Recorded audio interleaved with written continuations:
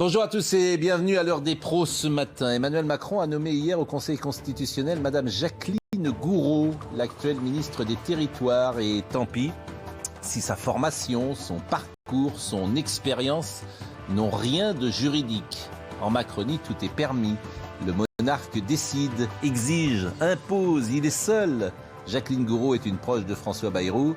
À 55 jours de l'élection présidentielle, ça compte. Dans le même temps, Richard Ferrand, connétable de la Macronie, homme lige du monarque, a nommé Véronique Malbec, toujours au Conseil constitutionnel.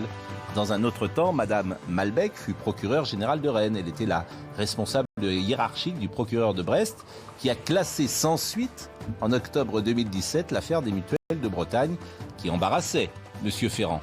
Pourquoi se gêner ? En Macronie, tout est permis et tout glisse, tout passe, tout file. Ah, si c'était la Chiraki ou la Sarkozy, voire la Filloni qui avait fait ça, ce serait différent. On sortirait l'artillerie lourde, on parlerait coup d'État, République des copains et des coquins, prébendes et tout le tintouin. En Macronie, fais ce qu'il te plaît. Et comme dirait l'autre, je vous emmerde.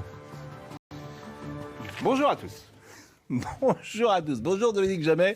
Bonjour Gérard Carl Olive. Vous êtes un soutien d'Emmanuel Macron. Paraît-il que vous vous appelez à 3h du matin.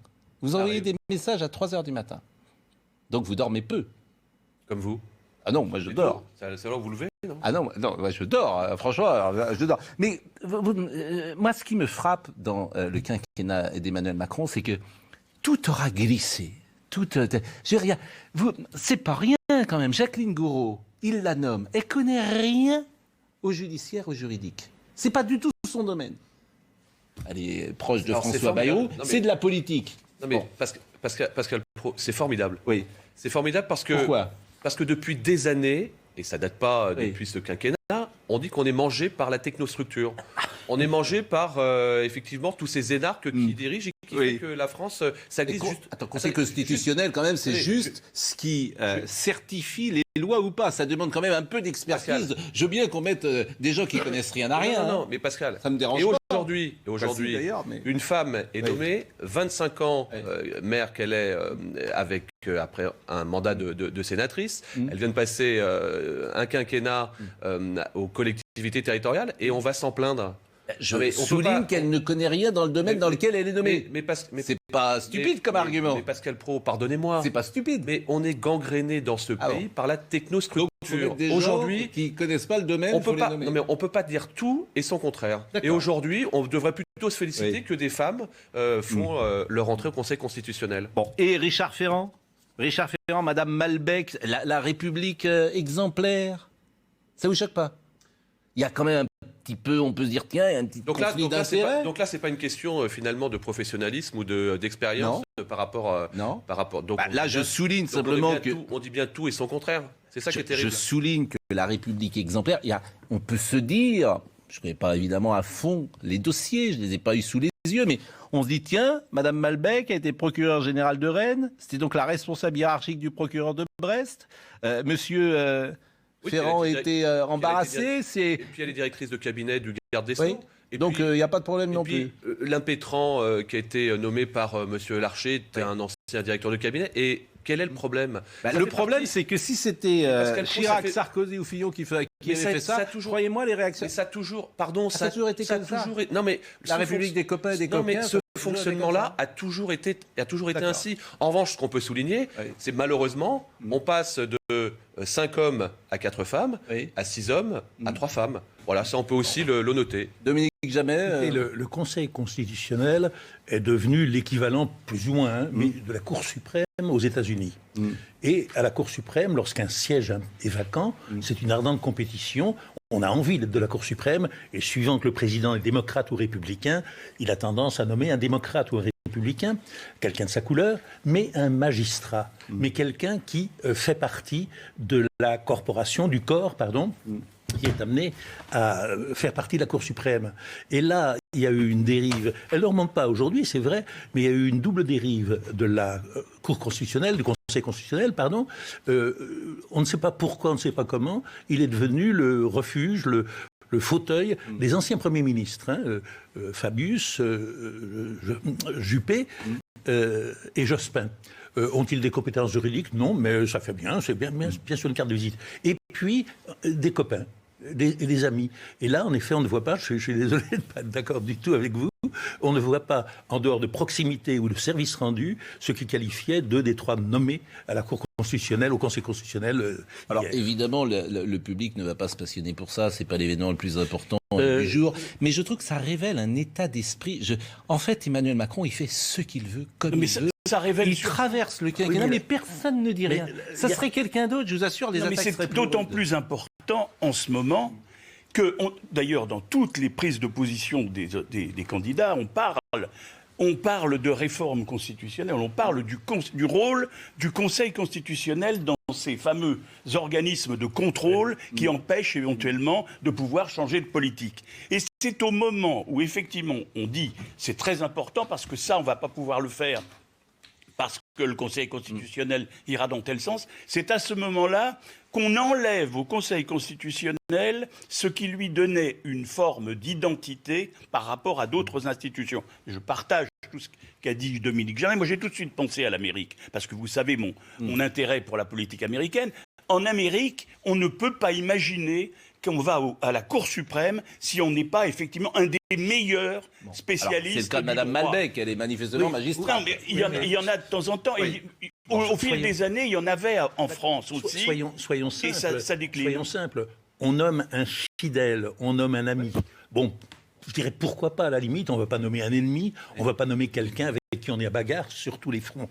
Mais parmi les 3 nominations récentes au Conseil constitutionnel, il y en a une qui est véritablement choquante, car elle a toutes les apparences d'une nomination pour service rendu. C'est celle de Mme Malbec, que je ne connais pas, mais Mme Malbec qui a sorti Richard Ferrand d'un piège quand même où il était assez compromis, assez impliqué. Elle lui a rendu un fier service. C'est un retour d'ascenseur. Alors, communiqué de l'Assemblée nationale, je cite, c'est avec indignation et consternation, c'est M. Richard Ferrand qui écrit, que je prends connaissance des considérations visant à laisser croire que je propose la nomination de Mme Malbec au profit qu'elle aurait classé une plainte dont j'avais fait l'objet en 2017. C'est le procureur de la République de Brest et non Mme Malbec, alors procureur général à Rennes, qui a classé la procédure. J'ajoute que le code de procédure pénale n'autorise pas un procureur général à donner d'instructions dans le sens d'un classement d'une plainte. Donc là, tout le monde a ri, bien évidemment, derrière cette phrase. Mais parce que ça se passe pas comme ça. Mais Pascal Praud, c'est tout. Ça s'est toujours produit comme ça sur les nominations. Oui. Moi, je veux bien être en terrain hostile, ça me dérange absolument pas. Vous êtes pas en terrain. Vous avez lu vous avez lu. Il y a des gens qui vous envoient des messages, qui vous disent. Pas du tout. Dès qu'il est en terrain hostile. Qui a nommé par exemple M. Fabius? Là, on vous envoie des messages. Je vais vous piquer votre portable. Non, Pascal, j'ai le même communiqué que vous. Je vais vous le prendre. Je le garde votre portable. Pascal, parce que si on veut vous donner les éléments de langage pendant que vous parlez, Monsieur Onfray, venez. Qui a nommé M. Fabius? Mais évidemment, et M. Dumas, bien sûr. Aujourd'hui, on a le président de la République. Bon. Le président Olive, que vous connaissez, c'est un homme remarquable. Investi, c'est un maire formidable. Là, j'en prends là. Mais non, mais parce que c'est vrai. Il est formidable, Karl, parce qu'il est sur le terrain, il est sincère, il est authentique, il y va, et ça, c'est formidable. Mais il dit, il est en terrain hostile. Je le mets un peu en difficulté. On parle des nominations du Conseil constitutionnel hier. Évidemment, c'est pas le sujet du siècle, bien évidemment, mais on se rend compte que Mme Malbec a été nommée alors qu'elle est intervenue dans le dossier, ou pas d'ailleurs. Il y a un soupçon d'intervention dans le dossier Richard Ferrand, et Mme Gourault, qui est ministre des Territoires, qui connaît absolument rien au judiciaire et au juridique, est nommée au Conseil constitutionnel. Parce que c'est vrai, c'est pas sa formation. Encore une fois, c'est pas sa formation. On vomit sur le pays pour dire qu'il n'y a que de la technostructure, et aujourd'hui on va mettre quelqu'un de terrain. On est encore à se plaindre. Bon. Je pense que non, mais à un moment donné, il faut que... Mais j'entends vos arguments. Ça fait pas 5 ans que ça se passe comme ça. Vous connaissez Michel Onfray? Ça fait 20 ans, mais bien sûr, je connais Monsieur Onfray. Bon, donc je lisais le communiqué de Richard Ferrand. Par ailleurs, et 4 ans après cette première plainte, la Cour d'appel de Douai a rendu une décision en mars 2021 identique à celle du parquet de Brest. Bon, mais il n'y a pas de souci. Moi, je donne les deux côtés. Je dis qu'il y a juste un petit. On parle de république exemplaire. Je dis qu'il y a juste un peut-être. Pascal Praud, aujourd'hui, dans la complétude de ce qui se passe au Conseil constitutionnel, qui désigne le président de la République, le président de l'Assemblée nationale et le président du Sénat? Je vous dis, on ne va pas y passer l'heure, c'est pas le sujet du siècle. Allons jusqu'au bout de la phrase. Oui. Et également le président du Sénat. Oui. Donc il y a bien un équilibre qui est fait par rapport aux nominations. Je suis d'accord avec vous, mais ce que je souligne deux choses. C'est qu'Emmanuel Macron fait des choses que personne n'a jamais fait, ou plus exactement, quand les autres le faisaient, c'était un tollé. C'est pas vrai, parce que et je souligne que tout glisse, tout passe, tout file dans la Macronie, et qu'il vient juste de nommer quelqu'un qui est... Voilà, qui ne connaît rien au domaine dans lequel elle va expertiser. Mais ne dites pas ça. Mais c'est du mépris par rapport à Mme Gourault et le travail qu'elle fait sur le terrain depuis 25 ans. C'est pas de mépriser Mme Gourault, de dire que sa formation n'est pas juridique. Et alors ? Et donc au Conseil constitutionnel, tu pourrais imaginer quand même que tu nommes quelqu'un qui est... Et donc, parce que vous avez été maire pendant 25 ans, vous ne connaissez rien du tout pendant 25 ans au juridique. Eh bien évidemment, c'est écrit. Écoutez... Donc on est des pimpins. Donc on devient maire, on ne peut être que maire et on reste dans son couloir. Eh bien non. Eh bien écoutez, votre argument, c'est pour ça qu'on parle. C'est parce qu'on n'est pas forcément... Et merci de m'accueillir. Je vous rends votre portable. Mais vous n'avez pas le droit de le consulter. Je vous le rends, votre portable. Non, mais pendant que vous échangez des portables, je voudrais quand même dire, il y a deux choses. Oui, il y a l'équilibre... on ne va pas faire deux heures. Non, mais c'est quand même important. Il y a l'équilibre politique, et il a toujours été... Alors, ça, c'est vrai sur les 50 dernières années, c'est vrai que les pouvoirs successifs ont choisi, enfin, ceux qui ont eu à nommer, ont choisi des gens qui étaient plutôt de leur bord politique. Oui. Merci, ça, c'est une... Non, mais attendez, il y a deux choses. Mais court. C'est pas ça... Oui, mais l'argument fondamental qui fait qu'on parle de ça ce matin, c'est que là, il s'agit de gens qui n'ont pas de compétences dans le domaine juridique, dans le domaine de la loi. Mais on a répondu à ça, Gérard. Oui, mais non, mais c'est quand même... Oui, mais on a répondu. Mais c'est fondamental. C'est fondamental. La nef des fous, c'est une allitération F, la nef des fous. Si on veut. La nef des fous. Pour qui sont ces serpents qui sifflent sur nous? Des nouvelles du bas empire. Alors, votre bouquin, évidemment, il est à la fois terrible et sombre et funèbre, parce que c'est la fin, quoi. Voilà, l'Europe va mourir, comme une vieille civilisation qu'elle est, parce qu'elle a rendu possible une autre civilisation qui en procède et qui en a pour objectif avoué d'en finir avec elle. C'est quoi l'autre civilisation? C'est le transhumanisme. C'est la civilisation de la côte ouest, aux États-Unis. C'est Elon Musk, le patron, aujourd'hui. C'est-à-dire qu'on va vers tout ça. Alors, il y a des petits moments comme ça où on se dit, mais pourquoi est-ce que, par exemple, l'interruption médicale de grossesse existe pour des raisons psychosociales? Pourquoi est-ce qu'on peut aujourd'hui avorter d'un enfant de 9 mois ou presque si on n'a plus le projet de cet enfant? On se dit, mais si on veut répondre à cette question, le problème, c'est pas savoir si c'est bien ou pas bien, mais pourquoi ça a lieu. Moi, je trouve que c'est pas bien. Hein. Mais simplement, il faut réifier ou objectiver, c'est-à-dire changer en chose, en objet, parce que les objets, ça se vend. Donc, un enfant, c'est pas un enfant, c'est un projet. Vous n'avez plus de projet, il n'y a plus d'enfant. Comme ça, on peut l'acheter, on peut le vendre, on peut le louer, on peut louer des utérus, acheter des spermatozoïdes, acheter des ovules, faire porter des enfants, louer des utérus. Vous savez, vous connaissez bien la littérature française et l'histoire de Cosette et de Fantine. C'est-à-dire que quand Fantine, elle vend ses cheveux et ses palettes, les deux dents de devant pour pouvoir payer les médicaments de Cosette, à l'époque, la gauche trouve ça anormal. Aujourd'hui, la gauche, elle trouve ça très bien. Elle dit, vendez votre utérus, vendez votre sperme, vendez vos ovules, etc. Et l'homme de gauche que je suis toujours n'accepte pas ça, cette espèce d'inversion, parce que je crois effectivement que nous allons vers cette civilisation. Il faut que nous ne soyons que des choses pour que tout puisse être vendu, vendable, achetable, susceptible de spéculation. Alors, on va évidemment pas mal parler de votre bouquin, mais Martin Blachier est avec nous. Et Martin Blachier, je lui ai demandé de venir, mais les choses changent manifestement. Puis, comme l'élection présidentielle arrive, on va nous faire des petits cadeaux. On va enlever notre petit masque parce qu'on est des enfants.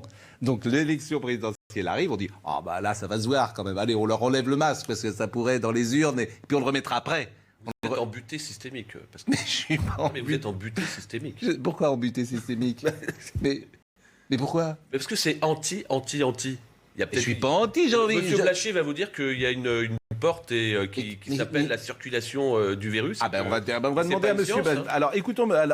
Bonjour monsieur Blachier. Bonjour Pascal. Bon, je voulais d'abord vous faire écouter ce qu'a dit Olivier Véran ce matin. Au contraire, moi je suis content que le masque s'en aille. Olivier Véran était ce matin, d'ailleurs il a dit le contraire de Gabriel Attal hier, mais bon, ça m'a étonné. Donc écoutons ce qu'il a dit ce matin. Il annonce la fin du masque dans les entreprises. Olivier Véran. Si on suit, et on suivra vraisemblablement notre stratégie d'allègement proportionné à la gravité de la situation sanitaire et épidémique, un allègement qui est progressif, qui est adapté à ce que nous voyons, et qu'on reste sur une logique de palier de 15 jours. Pourquoi ? Parce qu'on voit que ça nous sécurise d'avoir 15 jours de recul. On sait ce qui se fait, on sait quel est l'impact de l'allègement sur l'évolution épidémique. Et si ça se passe bien, eh bien, ça nous évite d'avoir des stop and go comme on en voit en Europe, de faire des retours en arrière. Si on suit cette dynamique, eh bien 15 jours après le 28 février, vous l'avez dit, qui est une étape importante, ça nous amène à la mi-mars. On pourrait commencer à se poser sérieusement la question du port du masque en intérieur, chez les adultes et chez les enfants. Dans les transports, mais également, au travail ? Probablement. Et la question du pass vaccinal. Et la question du pass vaccinal, qui ne s'est pas résolue encore. Alors, je voulais vous faire écouter, c'est pour ça que je vous ai demandé de venir ce matin, l'explication qu'a donnée Gabriel Attal, qui sera d'ailleurs avec nous ce soir, et on lui posera des questions, forcément, comme à vous, cher Carl-Olive, parce qu'il y a beaucoup de questions à poser en ce moment, entre guillemets, à la Macronie. Gabriel Attal met un lien de cause à effet entre la déprogrammation et l'arrêt des masques, ou la suspension des masques. Et moi, personnellement, je n'ai pas compris ce lien de cause à effet. Donc, on va écouter Gabriel Attal et on va demander à M. Blachier ce qu'il en pense. Gabriel Attal. Nous assouplirons ces ultimes mesures dès lors que la situation à l'hôpital se sera suffisamment détendue pour qu'on puisse reprendre l'intégralité des opérations qui ont été déprogrammées. Je le rappelle, il y a des opérations qui ont été déprogrammées qui n'ont pas encore été reprogrammées. Il y a encore aujourd'hui des opérations qui sont déprogrammées du fait de la situation encore tendue à l'hôpital. Oui, ça commence à baisser, et tant mieux, mais on part d'un niveau très haut. Je le rappelle que nous avons atteint ces dernières semaines le plus haut niveau de patients hospitalisés avec le Covid que nous avons connu depuis le début de la crise. Nous sommes encore à plus de 31 000 patients hospitalisés avec Covid en France, plus de 3 300 en réanimation. Oui, ça baisse, mais ça reste très haut. Alors, je n'ai pas compris, mais peut-être vous allez m'expliquer, Martin Blachier, en quoi le pass vaccinal est-il lié à la déprogrammation des opérations ? Il n'y a pas de lien épidémiologique. D'ailleurs, ce n'est pas tout à fait ce que dit Gabriel Attal, mais il y a un lien qui est politique, il y a un lien qui est humain. C'est ce que dit Gabriel Attal. Moi, ce que j'entends et ce qu'on me dit également, c'est que on veut enlever les mesures quand le monde hospitalier sera prêt. Et donc, en fait, les messages qu'on veut envoyer au monde hospitalier, il faut que ce soit des messages qui soient en phase avec une situation que eux vivent. Donc, effectivement, ce pass vaccinal, ces mesures sont maintenues parce que la situation est encore tendue à l'hôpital. Ça ne veut pas dire qu'elles sont maintenues parce qu'elles allègent la situation à l'hôpital. Donc, c'est quelque chose, c'est un équilibre qui est un équilibre politique, mais aussi un équilibre humain avec le monde hospitalier. Mais je pense que c'est assumé. Et l'autre petite chose assez drôle, c'est que Gabriel Attal dit maintenant les hospitalisations avec Covid et non pas les hospitalisations Covid. Donc, il s'est mis à jour sur effectivement la différenciation des chiffres. On peut le saluer pour ça. Donc, on est d'accord que c'est une parole politique parce qu'en soi, si on suspendait aujourd'hui le masque, il n'y aurait pas d'effet dans les hôpitaux ou sur les réanimations. Nous sommes d'accord ? Ce que dit Olivier Véran ce matin, c'est on se laisse 15 jours pour voir s'il y aurait un rebond pour éviter les stop and go comme dans les autres pays d'Europe. Ça, c'est faux. Il n'y a pas de stop and go dans les autres pays d'Europe ni ailleurs dans le monde. Les pays lèvent les mesures, mais ils ne les remettent pas. Donc peut-être qu'ils trouvent que ces pays-là vont trop vite et qu'ils risquent de faire du stop and go. Mais pour l'instant, c'est pas ce qui est observé. Et effectivement, la dynamique épidémique, on a vu qu'elle était passée finalement de façon assez indifférente aux mesures qui ont été mises en place dues à l'effet d'Omicron. Donc non, je crois que c'est vraiment une question politique, une question de message envers l'hôpital. Et ce n'est pas une prise de risque que de lever les mesures comme le font à peu près tous les pays d'Europe et même maintenant certains États du Canada. J'ai vu qu'au Danemark, je ne sais pas ce que vous en pensez, on suspend la vaccination. Non, on ne suspend pas la vaccination, on suspend les mesures très incitatives sur la vaccination en considérant qu'on a vacciné suffisamment de monde pour mettre le système hospitalier à l'abri. C'est assez différent. Ce serait l'équivalent en France d'arrêter le pass vaccinal, mais ça semble annoncé. En tout cas, moi, ce que je peux vous dire, ce que j'entends, c'est que la dynamique du gouvernement, c'est bien de lever les mesures et de lever les mesures et que ce soit acceptable pour le monde hospitalier. Et donc, il n'y a pas de dynamique de les faire durer le plus longtemps possible. C'est pas ce qu'on me dit. Et c'est pas non plus forcément ce que je perçois.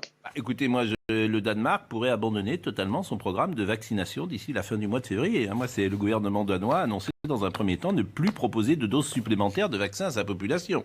Les personnes âgées ou à risque ne recevront pas la 4e et les moins de 18 ans ne passeront pas de 3e, Martin Blachier. C'est ce que... Non, mais c'est différent. C'est-à-dire, si le programme vaccinal, ce sont les nouvelles injections, mais en tout cas, ils vont continuer de faire des boosters sur les gens de plus de 18 ans qui pourront l'avoir, et les gens qui n'ont eu aucune dose pourraient recevoir les 2 premières doses. Bon, en tout cas, ils n'abandonnent pas le vaccin. En tout cas, alors on peut comprendre, ça existe aussi, on n'est pas on n'est pas naïf, car le livre qui est effectivement des décisions qui soient politiques, mais ce qu'on comprend, c'est que pour ne pas froisser l'hôpital, on ne lève pas le masque et on continue, j'allais dire, d'emmerder. Alors, les gens avec un masque alors que c'est plus utile. Pascal, par rapport à ce que dit le docteur Blachier, j'entendais ce matin le docteur Pialou qui, justement, concernant le Danemark, rappelait qu'en France, on a 5% d'enfants qui sont vaccinés, 50% au Danemark. Donc ça explique aussi peut-être cette corrélation. Il ne faut pas comparer ce qui n'est pas comparable. J'ai appelé juste avant de venir le professeur Welker, qui est un infectionneur sommité à l'hôpital Poissy-Saint-Germain, qui me rappelait quand même qu'on a des programmations avec des personnes qui arrivent avec le Covid, mais qui ne vont pas être opérées par rapport au Covid. Ils vont avoir des opérations chirurgicales, des opérations cardiaques, et ils arrivent à l'hôpital avec le Covid. Il y avait deux lits Covid+, entre parenthèses, les 2 personnes qui sont contaminées sont non vaccinées, et ça c'est toujours la même chose. En revanche, ce qu'on peut dire, c'est que évidemment, il faut vite que tombent les masques. Et qu'on retrouve une situation sanitaire. Attention, stop and go, je rappelle qu'il y a 1 mois et demi, on a fermé nos centres de vaccination pour avoir une demande derrière, 10 jours après, pour pouvoir les rouvrir. Omicron a changé la donne, tout le monde s'en rend compte, et je trouve que le gouvernement met beaucoup de temps à s'apercevoir qu'il a changé la donne. C'est pas une science, sinon ça se saurait. Non, mais c'est pas une science, sinon ça se saurait. Donc quand on a tout fermé, ça l'était manifestement une science. Pascal, quand on nous a dit c'est la guerre, c'était une science. Justement, je suis chaud des crânes froides. Donc on va pas tout fermer. Enfin, on a l'impression que c'est toujours dans le même sens, mais bon. Mais tout le monde est convaincu, que effectivement le calendrier sanitaire est actuellement lié au calendrier politique, que l'entrée en campagne du président, j'allais dire de François Mitterrand, dans les 48 heures ou dans les 8 jours qui viennent, évidemment, elle est suspensive ou elle est moteur pour la décision sanitaire. Et ne pas vouloir voir ça, c'est vraiment, c'est une plaisanterie. Dominique Jamais. Je suis content, on voit le bout du tunnel, c'est merveilleux. Oui, c'est bien, moi je voyais les chiffres de ce matin, d'hier.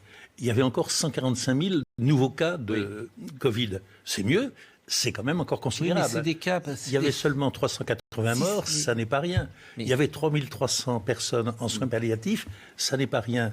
Et je constate que partout l'on parle du bout du tunnel, déjà, on va vers des allègements, ce dont on se réjouit. Et je recoupe complètement ce que disait à l'instant Gérard Carrérou.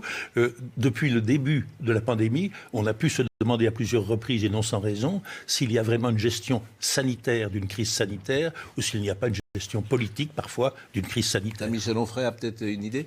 La même. Vous avez remarqué qu'il n'y avait pas d'élection au Danemark. Donc effectivement, il y a une autre gestion là-bas. Et que depuis 5 ans, je pense qu'Emmanuel Macron travaille à sa réélection. Donc le jour où il a été élu, il a dû mettre en place une cellule de réélection et que tout passe par le prisme de sa réélection. Donc il est bien évident que la santé publique, le bien public, l'intérêt général, la question de l'épidémiologie, etc., tout ça est au second plan. Comment puis-je faire des usages de politique politicienne de cette histoire ? Et de fait, plus on va tarder, plus ça va être proche du moment où il va se déclarer. Et si ça peut permettre de ne pas perdre... Ce que vous dites serait d'un cynisme total, et je n'ose imaginer que ce soit le cas. C'est pas lui le cynique. Je n'ose imaginer que ce soit ça. J'imagine, j'espère que le président a quelque chose au-dessus de lui, qui le dépasse lui-même, et qui fait que l'intérêt général peut l'intéresser quand même, et qu'il ne pense pas... pourquoi il est si haut dans les sondages. Non, c'est vrai. Ça se demandait pourquoi il est si haut dans les sondages, le président. Vous avez les sondages, il faut faire attention. Je suis d'accord. Faut faire attention. Et d'ailleurs, il se présente quand ? Est-ce que vous avez des infos ? Absolument pas, non. Et puis, pardon, c'est peut-être le président qui va l'annoncer avant son entourage, non ? Mais vous avez pas de petite idée ?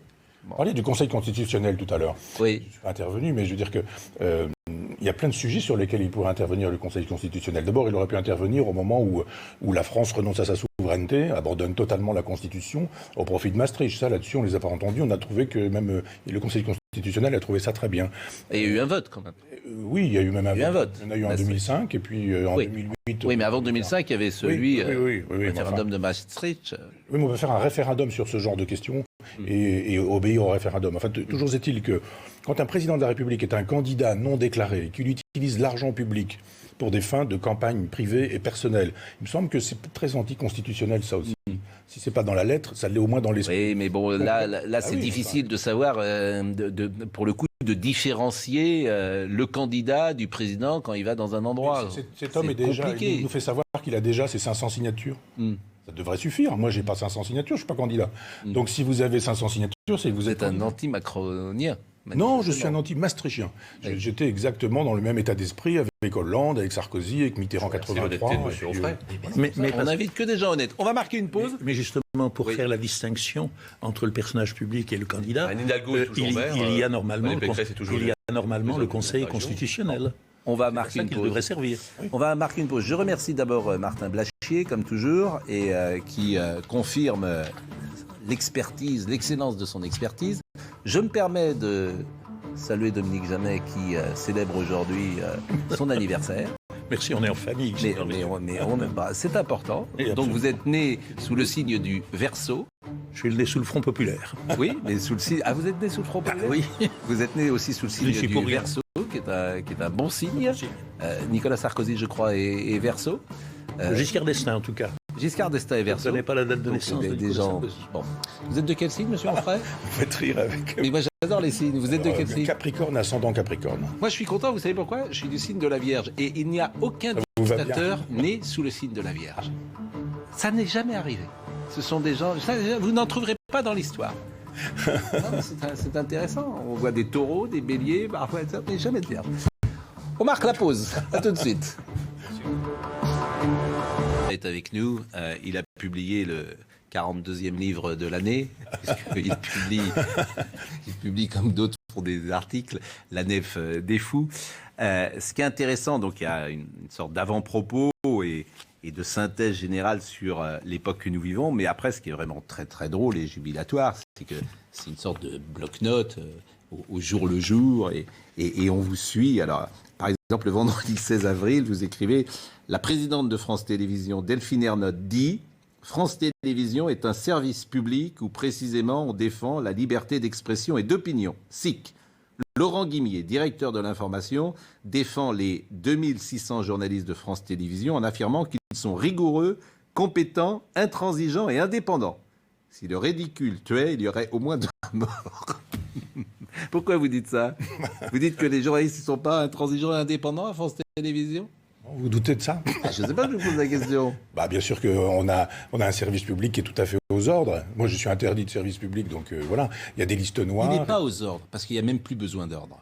Oui, non, ça a changé. C'est-à-dire, on disait, oh là là, le général de Gaulle, il y avait une ligne directe, etc. Oui, il n'y a plus besoin d'ordre. Ils sont comme ça. Bien sûr, oui.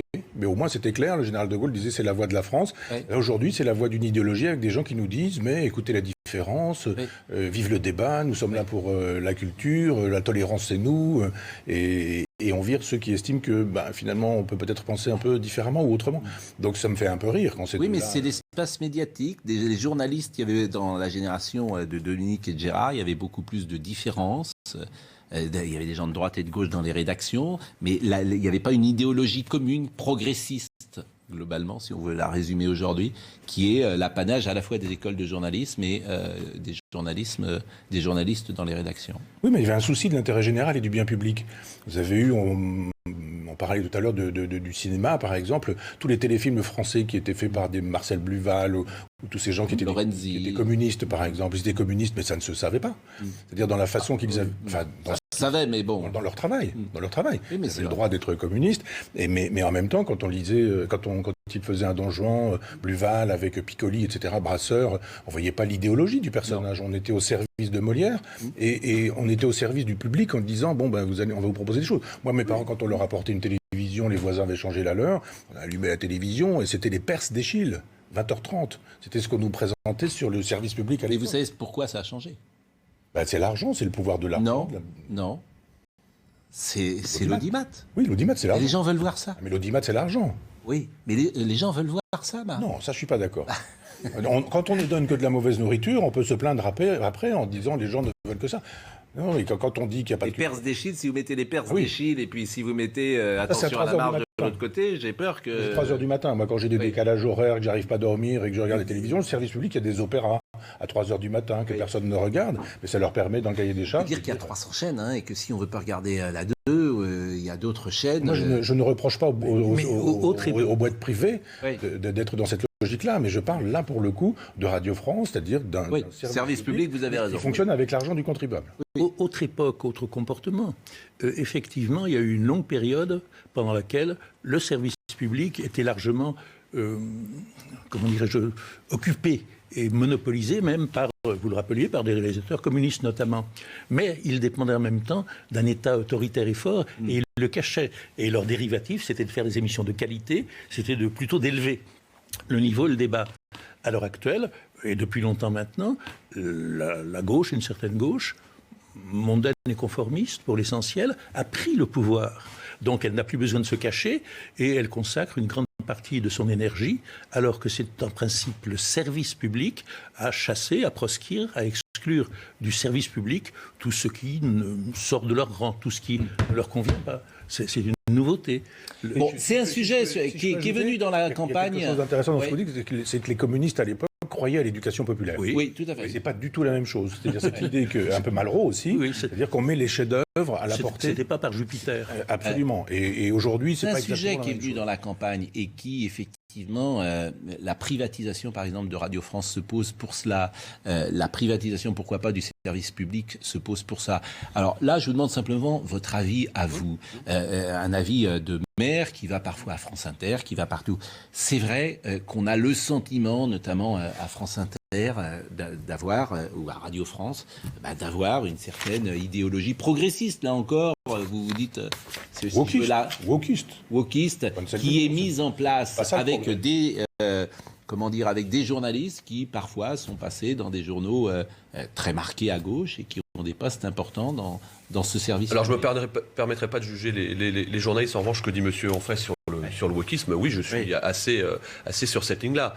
En l'occurrence, le wokisme, c'est tout sauf une ligne qui est une ligne de gouvernement, il faut quand même le dire. Donc je ne partage pas ça. Ce que je partage, Pascal Praud, ce que vous dites est très juste. Pour avoir un tout petit peu connu, et compris cette maison, sur aujourd'hui l'apparition des droits depuis une vingtaine, une trentaine d'années, fait que vous avez des droits, quels qu'ils soient, et parfois dans les sports, mais aussi désormais par la culture pour aider le cinéma, fait que vous êtes en position dominante. Et aujourd'hui, vous avez des niches qui viennent s'imposer, parfois dans le service public, qui ne sont absolument pas regardées, qui sont des niches, qui servent le service public, mais qui n'intéresseraient pas une collectivité privée, ou plutôt une entreprise privée, pardon. Tu n'as pas le rapport avec ma question? Si, bon. Deuxième, vous allez peut-être me le dire. Et deuxième remarque, pardon, mais abondance de biens ne nuit pas. Bien, tout est partisan. Non, mais c'est le service public. C'est le service public, c'est tout. Quand Michel Onfray dit « je suis interdit sur le service public », c'est quand même étrange. Tout à l'heure, vous parliez d'audimat. Tout à l'heure, vous parliez d'audimat. Pourquoi Michel Onfray, par exemple, vous n'allez pas sur France Inter? Non, depuis des années. Et pourquoi vous n'allez pas, par exemple, sur Laurent Ruquier vous inviter? Oui, il m'a invité une fois pour le livre précédent. Donc, effectivement, c'est... Mais par exemple, l'émission de... Non, mais attendez, quand on m'invite, c'est aussi pour me cogner dessus. Mais c'est à vous, par exemple. C'est à vous, vous n'êtes pas invité. Ça finit. Ah, c'est à vous, vous n'avez pas le droit de venir chez Anne-Elisabeth Lemoine? Non. Bon, c'est une émission du service public. En sculpture, j'ai été pendant des années. Et pourquoi? Parce que vous n'êtes pas dans... l'université populaire. C'est bien, ça. 1 million de podcasts. 1 million de podcasts de mon cours. J'ai été viré par un texto qui a été envoyé à mon éditeur sonore, même pas à moi. Et pourquoi ça? Pourquoi, par exemple? Il faut leur demander. Alors, c'est quand même... Sandrine Trainer disait, on peut faire de la pub pour Anne-Elisabeth Lemoine, mais c'est à vous, c'est une tribune. C'est une tribune. Alors, il n'a pas le droit de venir? Ah, mais moi, je suis pas le chantre l'avocat du service public. Non, mais vous êtes homme politique. Non, mais je vous pose, est-ce que c'est normal? Ce que je dis simplement... C'est votre avis qui m'intéresse. Mais pour avoir travaillé pour le service public, on était sur deux axes qui étaient le miroir et le service. On s'en restait là et tout le monde avait sa place. Où je suis pas tout à fait d'accord, Pascal, si on veut être très objectif. Et encore une fois, vous êtes l'exemple même. Cette émission, elle fonctionne très bien parce qu'elle est très regardée. Si elle est très regardée, c'est aussi parce que d'une certaine manière, elle clive. Et c'est pas un jugement. Je regardais les prises de parole que vous faites pour les candidats à la présidentielle. Monsieur Zemmour est largement bien plus haut que tous celles et ceux. Mais non, mais est-ce que vous savez pourquoi? Non, mais je vous dis. Est-ce que vous savez pourquoi Anne Hidalgo, elle veut pas venir? Non, mais J'y peux rien, moi. Ils peuvent tous venir. Non, mais Pascal, Anne Hidalgo, elle veut pas venir. Monsieur Jadot, il veut pas venir. Mais c'est responsable. Mais c'est la réalité. Non, mais c'est la réalité. Mais c'est différent. C'est pas un reproche, c'est un jugement. Non, mais c'est pas un reproche, mais c'est un jugement. Je vous répète, Anne Hidalgo, et si elle m'entend, qu'elle vienne. Mais je pense qu'ils ont peur. C'est aussi bête que ça. Elle veut pas qu'on lui pose des questions qu'ailleurs on lui posera peut-être pas. Je peux pas vous dire autre chose. Moi, on n'est pas. Moi, je explique ça comme ça. Qu'elle vienne à Hidalgo, que Yannick Jadot vienne, il n'y a aucun souci. Ils peuvent venir, Fabien Roussel, tous, ils peuvent tous venir. Bon, on va parler de Valérie Pécresse dans une seconde, simplement. Alors, c'est vrai que c'est drôle en plus, ce que vous écrivez dans le petit bloc-notes, et on reparlera encore tout à l'heure de pas mal comment dire, d'extraits que j'ai pris. Alors, le dimanche 14 mars, la cérémonie des Césars. Une actrice sans œuvre est apparue vêtue d'une peau d'âne. Elle portait des tampons périodiques en boucle d'oreille. Elle s'était là se dénuder. Elle a montré son corps de presque sexagénaire sur lequel elle avait écrit des slogans au marqueur. Elle avait aussi barbouillé son corps de faux sang. Elle a tenu un discours convenu, très convenu. Elle a dû se croire subversive. Elle disait combattre pour la réouverture des salles fermées à cause du Covid. Chacun a pu constater combien cette méthode était la bonne. La France a ainsi donné au reste du monde une image qui correspond bien à ce qu'elle est devenue, une nef des fous à la dérive. Albert Dupontel, génial réalisateur, génial acteur, génial scénariste, n'était pas là. Il a raflé 6 Césars, le titre de son film « Adieu les cons ». C'était tout à fait ce que l'on avait envie de dire à cette engeance. Engeance, c'est un mot de Gabin d'ailleurs. Oui. Engeance. Bravo. Valérie Pécresse. Alors elle est revenue hier, parce que le grand remplacement, alors, le mot qu'elle a employé, bon, et elle était hier chez Anne-Sophie Lapix, donc écoutez Anne-Sophie Lapix, et écoutez aussi, c'est là, par exemple, on ne peut pas dire aujourd'hui français de papier, je ne sais pas si vous reprenez ce thème, parce que, en l'occurrence, Anne-Sophie Lapix dit, ah non, c'est un mot d'extrême droite. Enfin, où on est aujourd'hui? Où on est?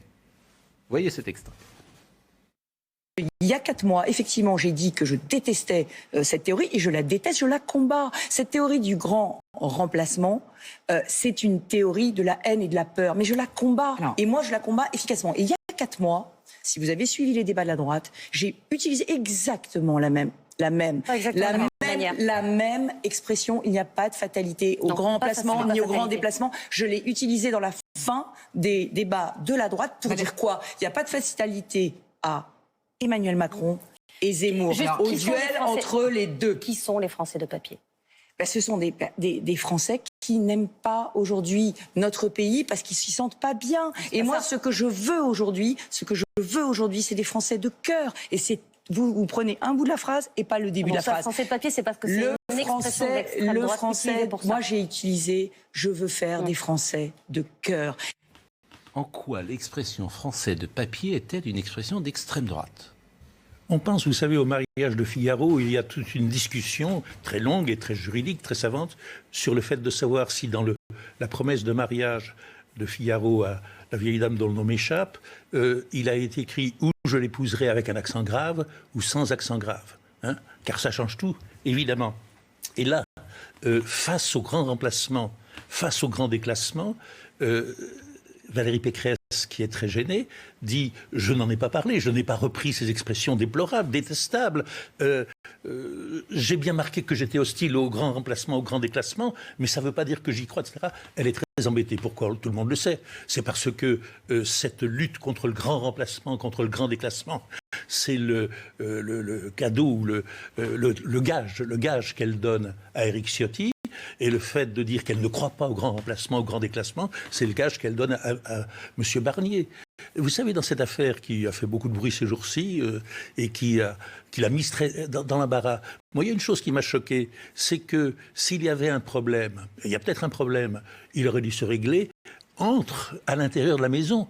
Et M. Copé et M. Bertrand ont choisi de ne pas laver leur linge sale en famille, mais de le porter sur la place publique pour qu'on voit bien s'il était sale ou s'il était propre. Et ça me laisse mal augurer de la cohésion de l'équipe de Valérie Pécresse pour les semaines et les mois qui viennent, comme naturellement à l'issue du premier tour, car il y aura un petit problème puisqu'une partie des gaullistes, d'ailleurs, elle répond pas à cette question, qui est la question vraiment très importante. Il y a une partie qui ira à droite et une partie qui ira à gauche. Vous venez de cette famille-là, des Républicains. Donc vous incarnez. Je suis parti pour les mêmes raisons que Valérie Pécresse en 2017.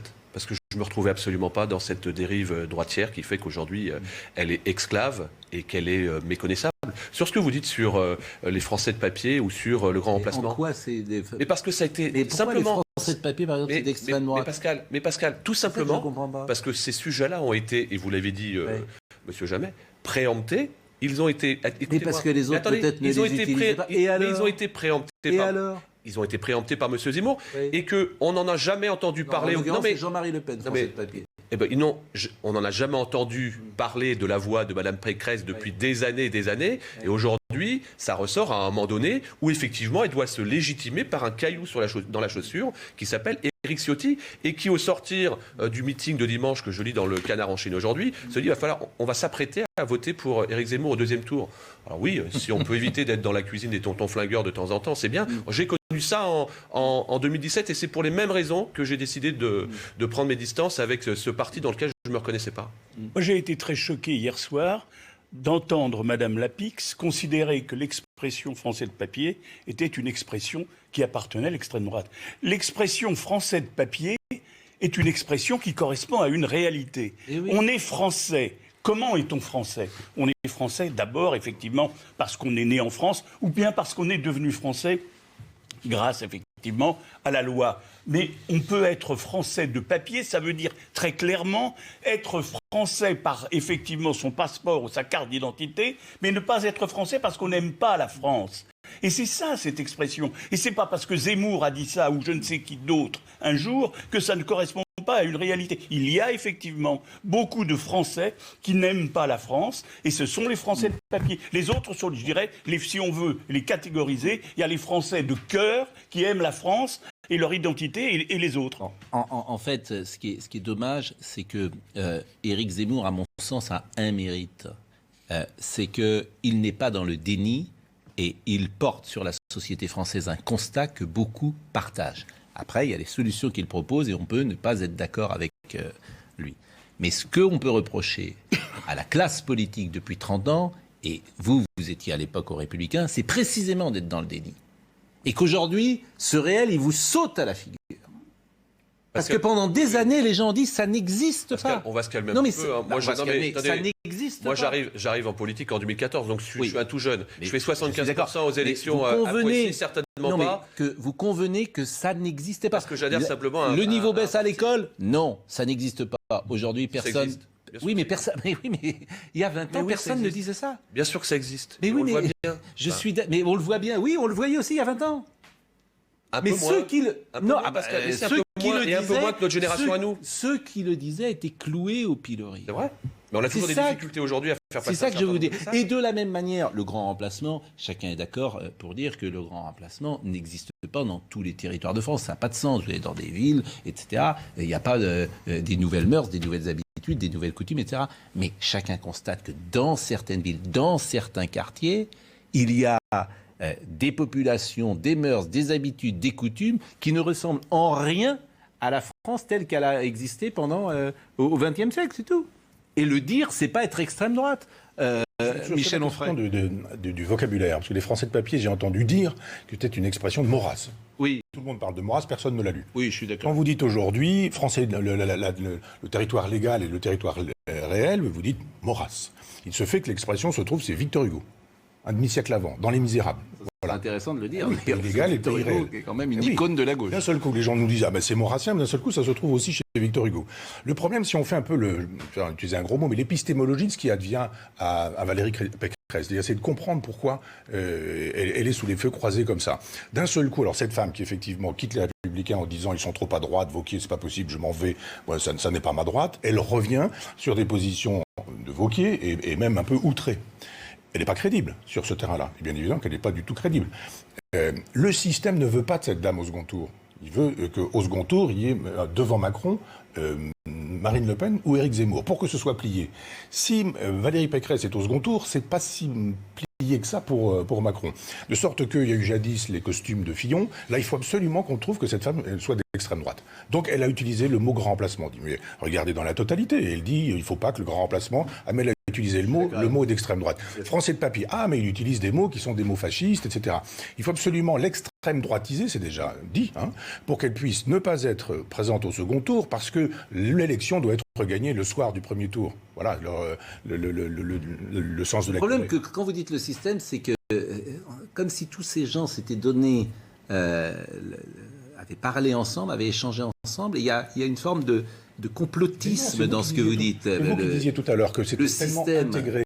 C'est intégré dans la tête des gens. Ils ne sont pas très pro-Zemmour quand même, le système, si vous me permettez. À part sur cette chaîne, vous savez très bien que si vous voulez grimper dans le service public et dans un certain nombre d'autres endroits, vous avez plutôt intérêt à intégrer l'idéologie dominante et vous faire le domestique de l'idéologie dominante. C'est ce que j'appelle le système. Enfin, Rachida Dati, écoutez, n'ont pas besoin du système pour... Dominique Jamais. Bien sûr qu'autour d'une élection présidentielle, il y a toutes sortes de calculs, de stratégies, etc., qui ne sont pas toujours les mêmes d'ailleurs.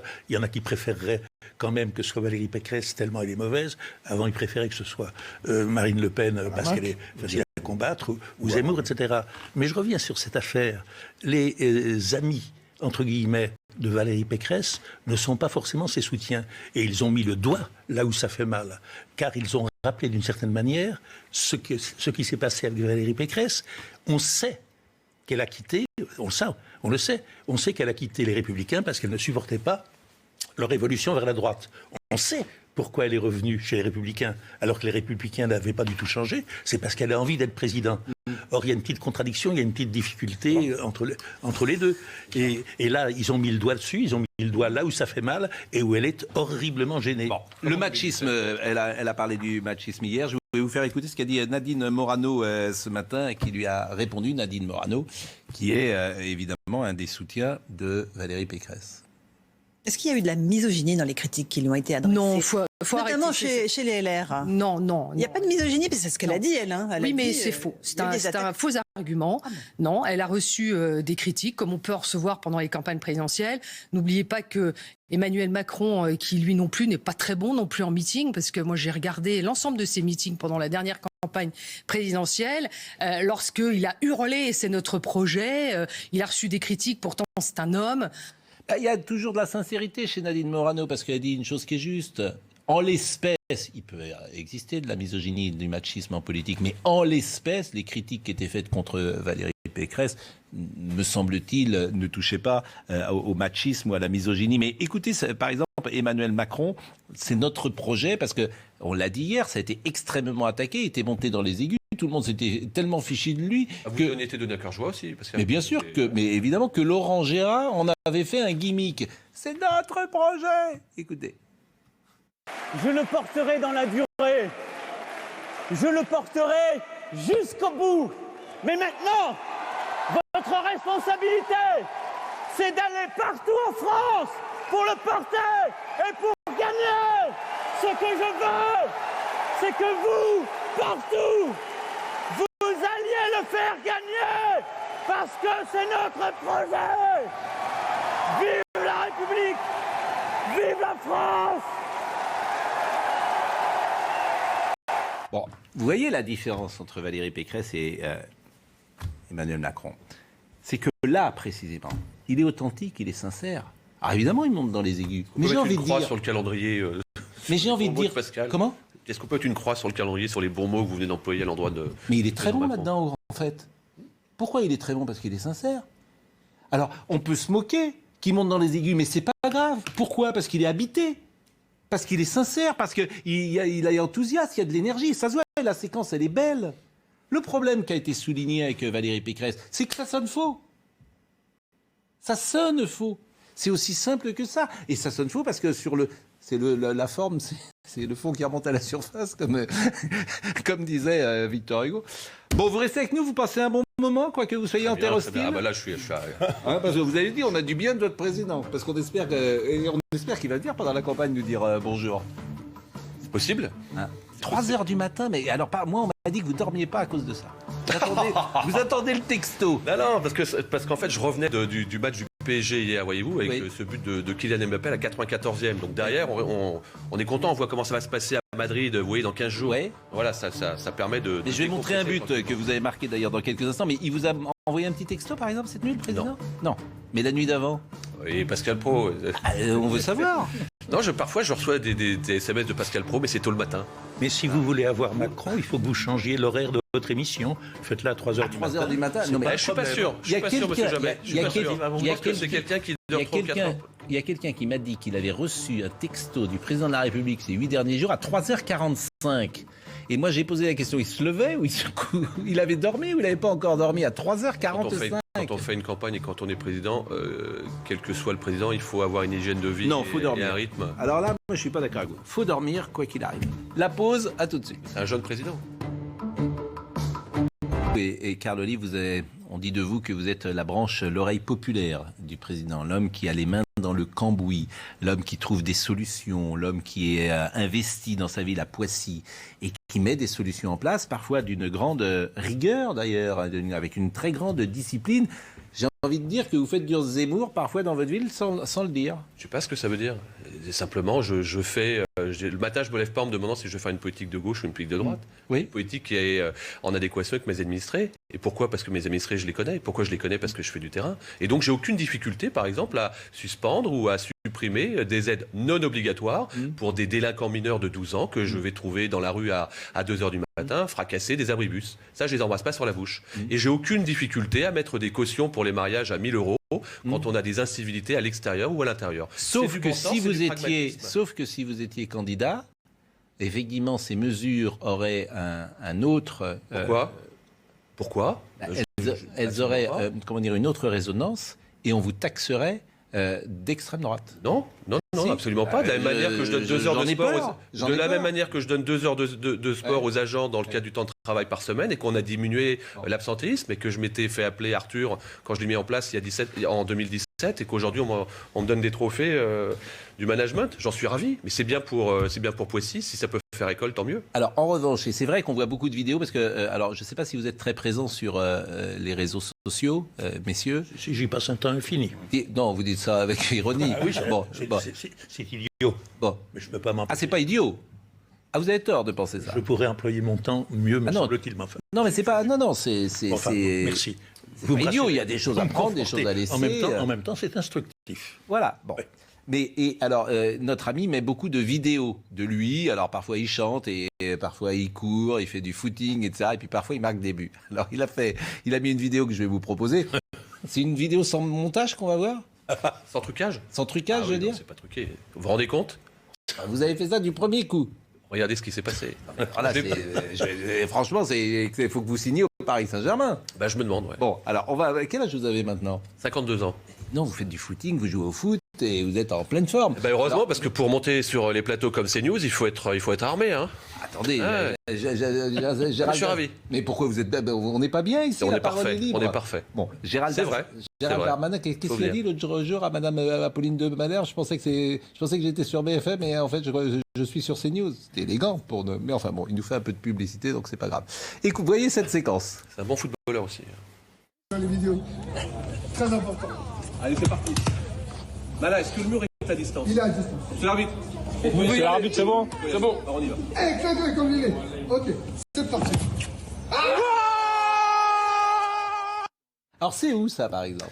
Ça, c'est à Évry. En fait, dans le cadre, je fais un rapport sur l'insertion des jeunes dans les quartiers au travers du sport. Et on va voir des expérimentations de terrain. Et à Évry, on a ces jeunes, cette association avec Malamine Sissoko, qui propose tout simplement de faire des tirs. Alors là, il y avait un monsieur qui prenait sa douche. Il a pris la balle sur le... Non, c'est pas vrai. Ah bon. C'est pas facile à faire. Hein, et ça fait école. Je sais pas si vous avez joué au foot. Voilà, et ça fait école. Et on va aider, il faut aller plus loin maintenant. Il y a un Tour de France qui va être fait, donc on va aider ces jeunes et c'est bien de temps en temps de ne pas les stigmatiser. On va revenir à la politique. Et c'est de la politique de terrain, là. Notamment avec Michel Onfray, avec son bouquin, que moi j'ai beaucoup aimé, Quand les progressistes ont tort, des nouvelles du bas empire. La nef des fous, des nouvelles du bas empire. C'est une référence à quoi d'ailleurs, le bas empire ? C'est la fin du monde antique et c'est le début du monde chrétien, c'est-à-dire l'articulation entre une civilisation qui s'en va et une civilisation qui advient. 300, 400, 500 oui, c'est ça, après Jésus-Christ. Voilà. La chute de Rome, quoi. L'époque des barbares. Voilà, quoi. la chute de Rome. Absolument. Mais vous fûtes un journaliste de football, comme disait mon grand-père, de football, de qualité. Je sais pas. Si, vous avez été à Canal. Merci de me reconnaître comme tel. Bon, et ben moi, ce que je vous propose, je vais vous faire un vrai plaisir. C'est vous qui allez commenter le match du Paris Saint-Germain hier soir. Ah ben oui, on a un extrait. Alors je vous propose de commenter le match hier soir et la victoire du PSG. Image. Et on a retrouvé une jauge complète au Parc des Princes avec à peu près 43 000 spectateurs. Vous voyez ici Kylian Mbappé, il est fauché. Pourtant, regardez, le ballon pensait sortir de l'aire de jeu. Il va faire une pichenette, pas du tout. Messi a choisi d'ouvrir son pied et le grand, avec ses longs bras, vous le voyez ici, Courtois, trouve la trajectoire. Le ballon va sortir en corner et puis on s'achemine vers un 0-0. Eh bien pas du tout, puisque plat du pied efficacité, c'est signé Kylian Mbappé, dont on dit qu'il pourrait prendre le chemin de Madrid. La vérité, c'est qu'il prendra le chemin de Madrid dans 15 jours. Bravo. Bravo. Bravo. Bravo. Vous pouvez revenir quand vous voulez, hein, si vous voulez.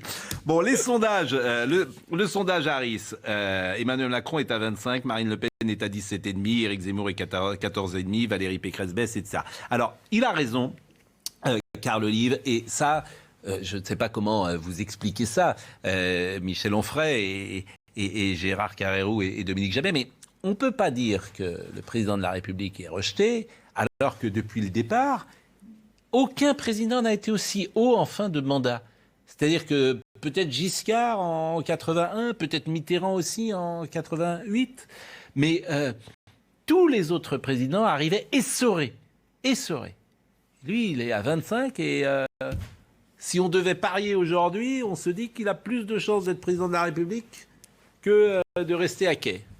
Je crois que les sondages fabriquent l'opinion et qu'on a la mémoire courte. On a quand même oublié qu'aucun sondage n'avait prévu que Jospin serait viré. Aucun sondage n'avait prévu que Jean-Marie Le Pen serait présent au deuxième tour. Enfin, il y a plein de sondages qui se sont trompés. Donc on nous dit... Là, marge d'erreur, si par exemple, là il est à 25, je vous assure que s'il sort au premier tour à 15... ça va. Là, votre thèse du complot, elle va être entendue. D'abord, c'est pas une thèse du complot, mais ensuite, il y a un tas de gens dont on ne parle jamais qui sont les abstentionnistes. On ne sait pas ce qu'ont vont faire les abstentionnistes. Donc, on ne peut pas donner des chiffres comme ça en disant, lui, il est toujours à 25. D'abord, je suis très étonné. Quelqu'un qui ne peut pas sortir dans la rue sans se faire cracher dessus, sans se prendre une gifle, sans avoir 3 quarts de CRS, sans être obligé de choisir les gens qui l'applaudissent avec des petits bracelets orange, je ne sais plus à quel endroit, parce qu'il est obligé de sélectionner son public parce qu'il ne peut plus rencontrer les gens directement. Quand il va au théâtre, il y a 3 personnes qui donnent un coup de fil, tout le monde arrive et le traite de tous les noms et il est obligé de se faire exfiltrer. Je veux dire, quelqu'un qui en est là dans son rapport au peuple et qui n'a cessé de le mépriser pendant 5 ans, je vois mal comment il pourrait être à 25 sans cesse, en permanence. Donc vous n'y croyez pas? Non, je n'y crois pas. Donc vous pensez qu'au premier... Alors, si vous vous trompez, qu'est-ce que vous direz? Si par exemple il sort le 10 avril à plus de 25, vous direz je me suis complètement trompé, il faut que je fasse autre chose? Non, je dis que je ne crois pas au sondage et que... Oui, mais vous répondez à ma question. Oui, je dirais que je me suis trompé, oui, sur cette question-là, on verra bien. Donc ça veut dire que vous sentirez mal, vous vous direz tiens, je sens peut-être mal les choses. Je vous dis simplement, ce qui nous est dit aujourd'hui avec les sondages ne prend pas en considération ce qui est essentiel, c'est-à-dire le degré de mobilisation des abstentionnistes et ce que feront les abstentionnistes. C'est-à-dire que là, quand vous nous donnez des chiffres, on dit finalement c'est -2 plus 2. À -2 plus 2, ils sont tous à égalité. Allez, vous savez, la présidentielle, il y a toujours 75% minimum de participation. Hein. On verra, là aussi, si vous vous trompez. Et vous allez voter, vous, par exemple? Je dis que je ne voterai pas, moi. Le jour... Il n'y a personne qui vous convient. Mais le problème, c'est que tout est fait pour que nous ayons un candidat maastrichtien. Je vous le dis en permanence. Donc là aussi, je pourrais me tromper. Si Marine Le Pen est élue, je vous dirais que je me suis trompé. Oui. Mais si vous n'allez pas voter pour elle, ça va être difficile. Si tout le monde raisonne comme vous... c'est très étrange, quand même, parce que si tout le monde raisonne comme vous... Mais quand vous dites vous allez jouer au loto et vous n'avez aucune chance de gagner, vous jouez quand même? Oui. Ah oui, vous, mais pas moi. C'est-à-dire que moi, quand on me dit... D'abord, 100% des billets, mais il n'y a aucun... 100% des gagnants ont tenté. 0 billet gagnant, vous n'achetez pas. Moi, je dis de toute façon, il n'y a pas un candidat anti-maastrichtien qui sera élu tel que les choses fonctionnent actuellement. Je vous répète, si tout le monde raisonne comme vous, personne il sera encore moins élu. Si tout le monde raisonnait comme moi, je vous assure que la France ne ressemblait pas à ce à quoi elle ressemble. Il y aurait plein de choses. Mais c'est curieux comme raisonnement. Diverses. Non, je vous dis simplement que... Mais les Français ont compris. Moi, en 2005, j'ai été de ceux qui ont voté contre ce traité européen. En 2008, on nous a dit, vous avez voté contre, vous l'aurez tout de même. Vous voyez à quoi ressemblent les élections. Donc il y a un moment donné où les gens disent c'est une fracture 2005. Bien sûr, c'est pas la peine de nous demander notre Est-ce que vous ne donnez pas un mot, franchement, moi je suis souvent d'accord avec vous, donc je vous l'ai dit d'ailleurs. Je suis choqué par ce que vous dites, quand vous me dites là, il va y avoir une masse d'abstentionnistes, et c'est vrai qu'on peut avoir pour la première fois une présidentielle avec 30% d'abstention. Oui. Tout à fait, peut-être même pire. Est-ce que vous ne pensez pas qu'il y a un devoir moral, politique et moral pour un citoyen aujourd'hui de ne pas dire je m'en fous, je n'irai pas voter? Non, mais je peux aller voter. Je comprends votre raisonnement. Voter blanc, mais ça n'a aucun sens. Non. Mais autrement, vous voteriez pour qui si vous votiez? Non, mais je n'ai pas envie de voter pour des gens qui nous disent je voterai pour quelqu'un qui soit pour le Frexit. Pour vous dire clairement les choses, il n'y en a aucun. Il n'y en a aucun. Ou alors après des candidats minoritaires ou à la Philippot ou je ne sais quoi.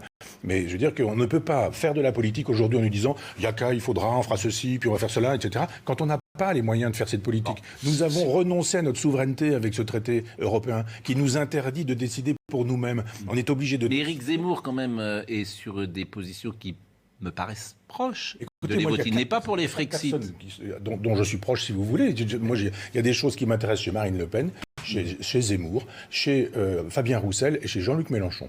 Chez tous ces gens-là, il y a des choses qui m'intéressent. Ça va être difficile de les mettre ensemble. Mais moi, ce qui m'intéresserait, ce serait d'avoir, juste sur ce sujet-là, quelqu'un qui ait le souci de la civilisation comme Zemmour, mais qui ne soit pas de droite, et quelqu'un qui ait le souci de la question sociale comme Mélenchon, mais qui ne soit pas islamo-gauchiste. C'est ça qui m'intéresse, moi. Une gauche qui serait capable de se rappeler que le peuple existe, qu'il y a un vieux peuple, le peuple old school. Et, qui dans l'histoire, en France... quelqu'un qui s'appelait Charles de Gaulle. Le gaullisme de gauche, c'est ça, très exactement. C'est exactement ça. Le dernier général, le gaullisme de après 68, quand il a et Henri IV. Vous avez raison. Et Henri IV et Bonaparte. Oui. Non, c'est pas exactement. Henri IV, oui. Bonaparte, non.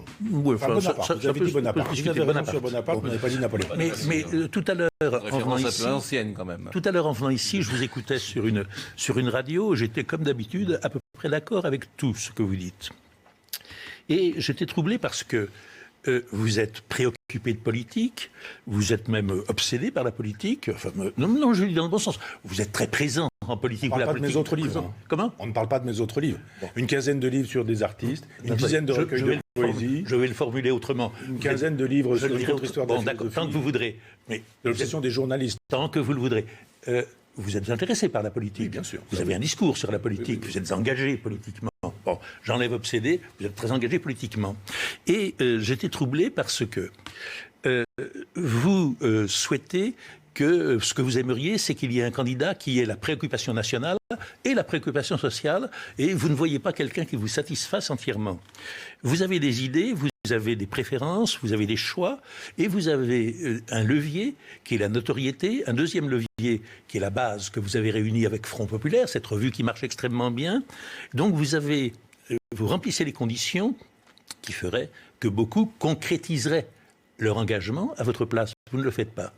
Si, on va le faire cet été à Uzès. Non, je veux dire, vous n'êtes pas candidat, vous ne fondez pas de mouvement, vous avez une base de 50 000 à 100 000 personnes, ce qui est un point de départ assez intéressant, et vous ne concrétisez pas. Oui, mais parce que je pense qu'on peut faire de la politique autrement qu'en disant je suis l'homme providentiel. Mais c'est pas la question. Est-ce que la tentation zémourienne a existé selon vous? Oui, non, mais est-ce que vous avez eu envie de ce rôle-là, de cette vie-là, en fait, de cette vie-là? Mais surtout pas. Voilà, vous en avez pas envie parce que vous êtes un... J'ai vu Éric Zemmour sur certains plateaux. Là, jamais... On n'est pas enfin, on connaît pas nos vies privées intimes, c'est ça qui fait l'amitié. Mais donc, j'ai vu la métamorphose d'Éric Zemmour en homme politique, notamment avec des histoires d'édition. On a le même éditeur, j'avais son son de cloche, j'avais le son de cloche de notre éditeur commun, et je me suis aperçu qu'effectivement, il devenait un homme politique. Je ne veux surtout pas devenir un homme politique. Et donc... Pas votre nature.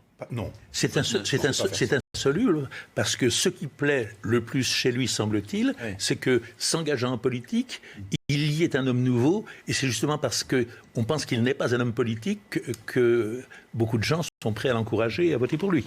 Oui, j'entends ça, mais moi je lui avais dit à un moment donné, je lui ai dit, mais si tu muscles ton bras gauche, ça m'intéressera parce qu'on sera dans le gaullisme. Et vous avez bien vu, ça ne vous aura pas échappé, que quand il a présenté ses vœux le 31 décembre dernier, il y avait qui derrière lui? Quel buste? Un buste de Napoléon. Faut oser quand même, hein. Et pas un buste du général de Gaulle. Donc quand on est dans cette logique non plus bonapartiste... Il faut qu'il le remplace par Bonaparte.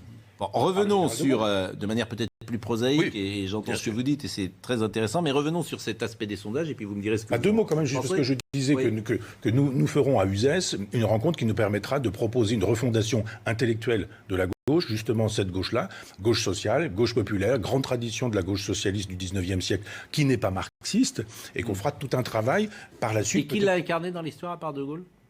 Il y a eu, par exemple, Proudhon, dont on parle assez peu. Oui, mais au XXe siècle, personne. Ah non, le rapport De Gaulle-Malraux, pour moi, c'est extraordinaire. On parlait un peu de culture tout à l'heure, on parlait des Perses d'Eschyle. Donc votre homme de gauche sociale, c'est effectivement De Gaulle. Ou qu'un homme de gauche traditionnel, si j'ose dire. J'en ai pas. François Mitterrand. Le dernier De Gaulle, mais même le De Gaulle du vote des femmes. Enfin, mais j'entends ce que vous dites. Le suffrage universel direct, la décolonisation, combien de pays en Afrique? La décolonisation de l'Algérie, ça en fait aussi partie. Et puis la proposition d'un référendum sur la participation que la droite a torpillé. Mais je partage, parce que De Gaulle détestait la droite. Malraux était un gaulliste de gauche, Romain Gary était un gaulliste de gauche. Bien sûr. Et ces gens-là m'intéressent. L'argent de la droite, et vous avez parfaitement raison.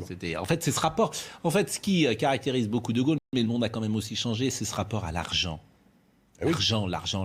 Bon, voilà. Alors effectivement, la droite traditionnelle, la droite des affaires, la droite giscardienne, la droite, etc., c'est une droite que vous n'aimez pas, sans doute. Mais le monde a changé. Aujourd'hui, l'argent est au cœur de notre société. Le dernier discours de Mélenchon était parfait. Oui. Sur la question sociale, sur la question de l'argent, de la répartition de l'argent, sur la paupérisation, sur l'extrême richesse des riches, l'extrême pauvreté des pauvres. Oui, mais j'ai pas envie d'aller vers quelqu'un qui en même temps... Je ne dirais pas qu'il est parfait. Non, son discours. Oui. J'ai parlé de ce discours. J'ai parlé du discours de Nantes, qui était aussi un discours de civilisation pour Mélenchon. Mais je n'oublie pas l'islamo-gauchisme. Ça, ce sera jamais mon... Moi, je vois les paroles de M. Onfray à l'endroit du général sur effectivement ces deux mouvements. 13 mai 1958. La France, c'est pas la gauche, la France, c'est pas la droite. Il y a deux mouvements, ce mouvement des réformes et du progrès, et ces mouvements de la tradition et du devoir. Ce que j'appelle, moi, le grand dépassement. Aujourd'hui, pardon, mais il y en a un qui l'incarne, ce grand dépassement. Macron, oui. C'est le président Macron. Vous présentez. Vous avez dans ce que propose la majorité présidentielle une sensibilité. C'est une boutade. Vous avez une sensibilité. Vous voulez nous faire rire et vous y parvenez. Non mais regardez ce qui se passe. De quoi non mais regardez ce qui se passe. En 2017, le PS a explosé. Depuis 2017, les LR ont explosé parce qu'ils ne se sont jamais On parlait à l'instant comme d'une chose fondamentale du rapport à l'argent. Le rapport à l'argent de Macron n'est pas tout à fait le même que celui de De Gaulle. Je vous parle du grand dépassement. Et aujourd'hui, pourquoi une majorité de Français, on vient d'en parler, se retrouve dans ce qui est proposé par la majorité prédentielle. 25%. Justement, c'est pas une majorité. Non, mais en tout cas sur les sondages. Mais c'est pas une majorité. Non, c'est pas une majorité. 75% des Français. Je constate simplement qu'il y a beaucoup plus de départs des LR vers Zemmour, des LR vers Macron, du PS qu'on ne voit pas qui a totalement explosé, et qu'aujourd'hui vous avez un certain nombre d'élus, d'associations d'élus, qui se retrouvent vers ce que propose la majorité présidentielle. Vous avez raison. Dans ce sens-là. Des socialistes qui ne sont plus socialistes et des gaullistes qui ne sont plus gaullistes rejoignent Macron. C'est vrai. Bon. Deux,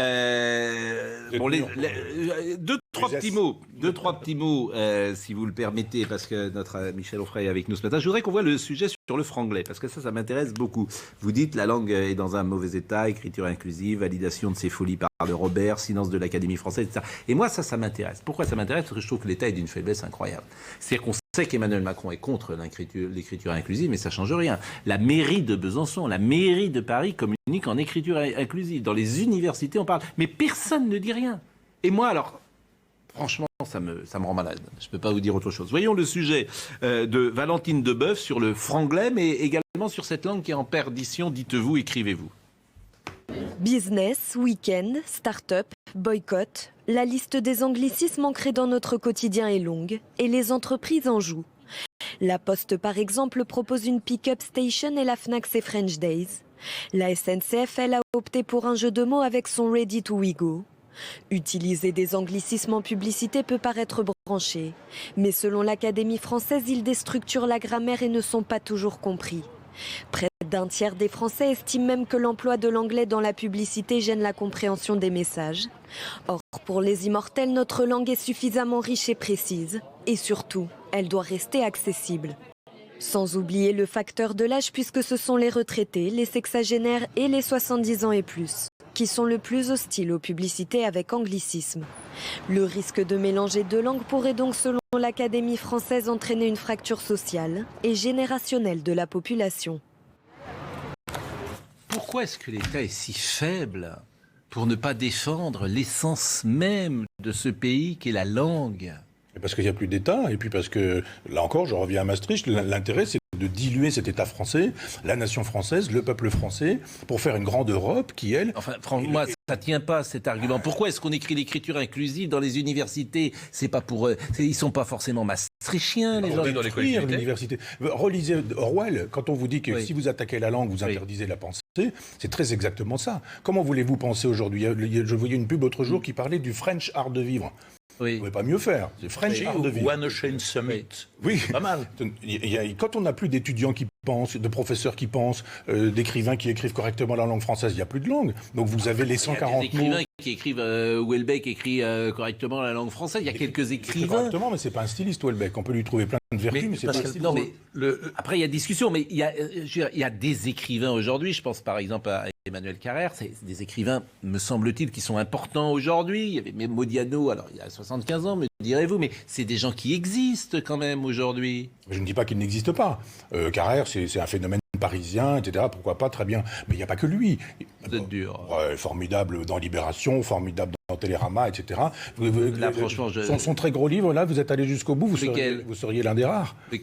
C'est interdit de le dire. Qui avait... sur son rapport au christianisme. Oui, celui-là n'était pas le royaume. C'était le royaume. Il n'était pas formidable. Mais généralement, c'est un écrivain qui a de la qualité. On peut parler d'autres. Mais il y a l'État, mais il y a aussi tout simplement un changement d'époque et de civilisation. Oui. Au XIXe siècle, jusqu'avant la Deuxième Guerre mondiale, pourrait-on même dire, le rêve des gens qui n'étaient pas instruits et le rêve des gens qui étaient peu instruits, et le rêve des gens instruits, c'était de parler comme on écrit, c'était de parler le mieux possible. Et aujourd'hui, le rêve des gens, y compris l'élite, y compris la classe dirigeante, c'est d'écrire comme on parle. Hein, et ils n'ont aucun amour du français, aucun respect du français. Je répète, Emmanuel Macron parle de culture. Oui, on sait l'engagement de Brigitte Macron pour le français. C'est des gens qui sont sans doute sensibles. Pourquoi ne défendent-ils pas l'essence? Même les gens qui sont autour d'Emmanuel Macron sont des gens qui aiment le français, qui ont de la culture. Mais Macron, il en parle, mais il n'en fait rien. Rappelez-vous la loi Toubon, elle est restée lettre morte. Moi, j'ai le sentiment, et notamment l'histoire de l'écriture. Comment est-il possible que la mairie de Besançon, la mairie de Paris, communiquent en écriture inclusive donc ça, c'est la faute de l'État? Bah oui. Ah bon? Je vais vous dire, dans le nombre de collectivités, moi je partage totalement ce que vous dites. Je suis un ardent défenseur de la langue française, je suis contre l'écriture inclusive et j'ai besoin de personne pour m'empêcher de faire ce que j'ai à faire dans ma collectivité, encore heureux. Donc on est contre la verticalité et quand les collectivités ont la possibilité de prendre la main... Donc on a le droit d'écrire le français comme on veut. Je dis pas ça. Mais c'est formidable, chacun écrit de son côté. La mairie de Besançon, elle a le droit d'écrire comme elle veut le français. Mais Pascal... Enfin, on est chez les fous. Alors, pour le coup, c'est la nef des fous. On est vraiment chez les fous. Chaque maire peut écrire comme il veut. Ne vous plaignez pas qu'il y ait une centralité, une verticalité, alors que de temps à autre, on a la possibilité. Et je suis un ardent défenseur. Karl, c'est pas sérieux. Si, je suis mais un non, ardent, mais franchement, ce n'est pas sérieux. On dit la même chose. On dit la même chose. Moi, je suis contre. Est-ce que j'ai besoin de l'État pour être contre l'écriture inclusive? Je vous répète, comment vous faites avec un professeur d'université qui exige que ses étudiants écrivent en écriture inclusive? Est-ce qu'il y a des sanctions? Oui ou non? Dans la mesure où aujourd'hui il a la possibilité... Vous avez une valeur ajoutée dans les copies de Sciences Po. Vous avez une valeur ajoutée si vous utilisez l'écriture inclusive à Sciences Po. Et je suis contre ça. Mais vous... Non mais Pascal, vous êtes tout le monde. Tout le monde est contre, mais vous faites rien. Et moi, c'est pas que je fais rien. Je suis un ardent défenseur. Moi, je suis pour le latin, je suis pour le grec. Je suis pour qu'on remette de l'orthographe très tôt dans l'élémentaire. Gérard, aidez-moi, Gérard. Mais non, mais moi, je sais pas, je comprends pas. J'ai moi Félix Gaffio dans mon bureau. Pourquoi est-ce que vous ne déposez pas pourquoi est-ce qu'on ne dépose pas votre groupe, puisque vous soutenez maintenant le président de la République, un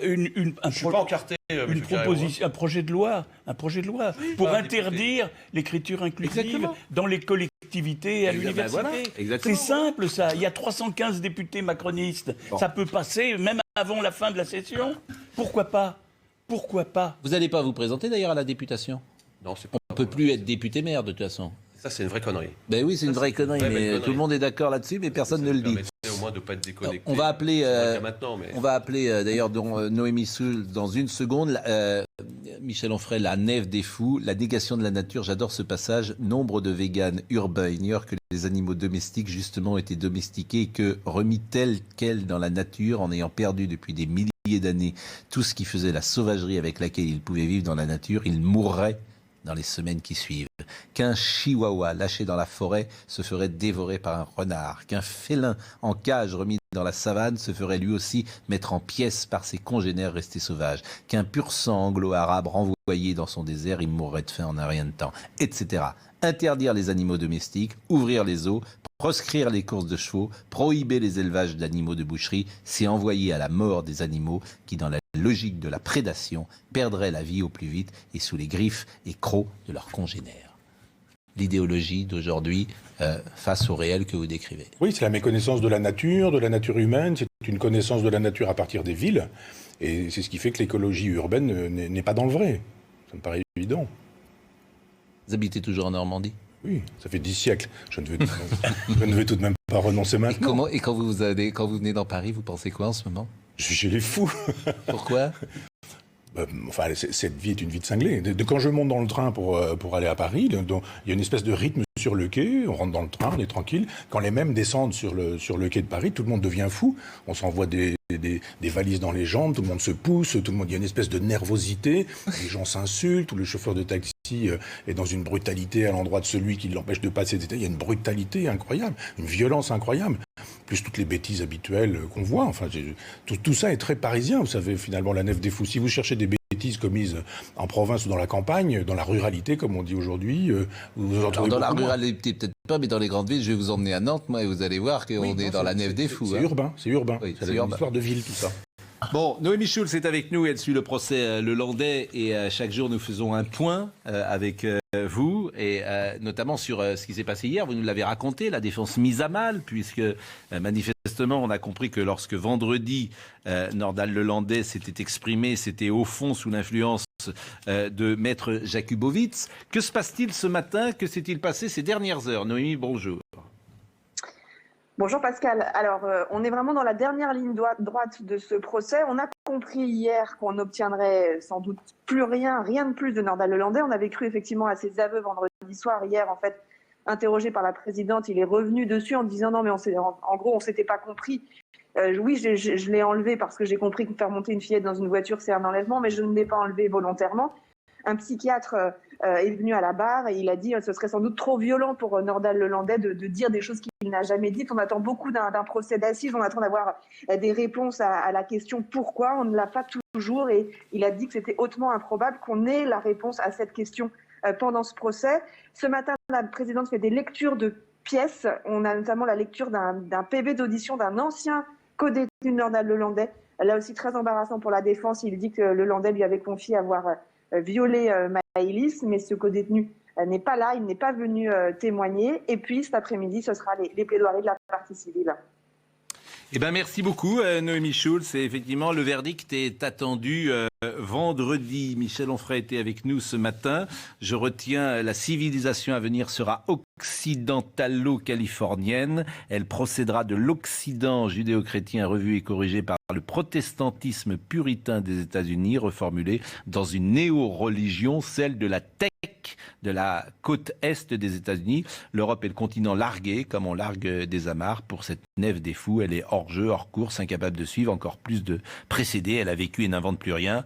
Elle est à la remorque. Bon, ce que vous nous décrivez là, remarquez, c'est pas un drame. Ah non, on peut effectivement. Non, mais il y a pire. Imaginez quoi pire, par exemple? Oui.